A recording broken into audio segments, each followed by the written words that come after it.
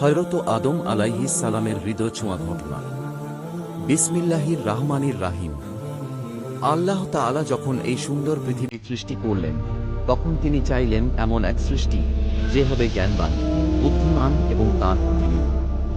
তখন আল্লাহ ফেরেশতাদের বললেন, আমি পৃথিবীতে একজন খলিফা সৃষ্টি করতে যাচ্ছি। সূরা বাকারা ৩০। ফেরেশতারা বিস্মিত হয়ে বললেন, হে আল্লাহ, আপনি কি এমন কাউকে সৃষ্টি করবেন যে পৃথিবীতে ফাসাদ করবে ও রক্তপাত ঘটাবে? আল্লাহ বললেন, নিশ্চয়ই আমি জানি যা তোমরা জানো না। আদম এর সৃষ্টি। আল্লাহ তাআলা পৃথিবীর বিভিন্ন স্থান থেকে মাটি সংগ্রহ করলেন। কালো, সাদা, লাল, শক্ত ও নরম মাটি।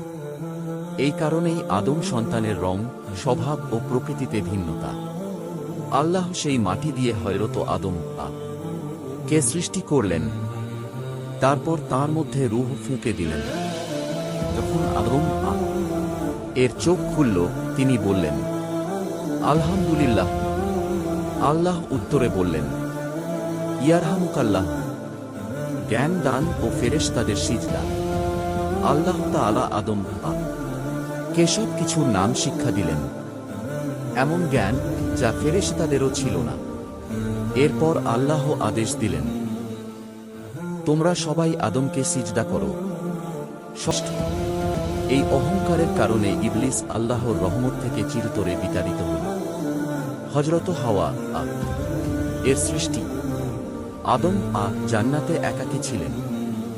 আল্লাহ তাঁর প্রশান্তির জন্য পৃথিবীতে এসে আদম হলেন প্রথম মানুষ, প্রথম নবী, প্রথম শিক্ষক। তিনি মানুষকে শেখালেন আল্লাহর ইবাদত, সত্য কথা, ন্যায় ও ধৈর্য। তোবাকারীদের ভালোবাসেন। শয়তানের ধোঁকা থেকে সাবধান থাকতে হবে। আল্লাহর আদেশই সবচেয়ে বড় সত্য। শেষ কথা, হযরত আদম এর ঘটনা আমাদের বলে, মানুষ ভুল করে, কিন্তু আল্লাহর দিকে ফিরে আসাই হলো সফলতা। আল্লাহ আমাদের সবাইকে সঠিক পথে চলার তৌফিক দান করুন।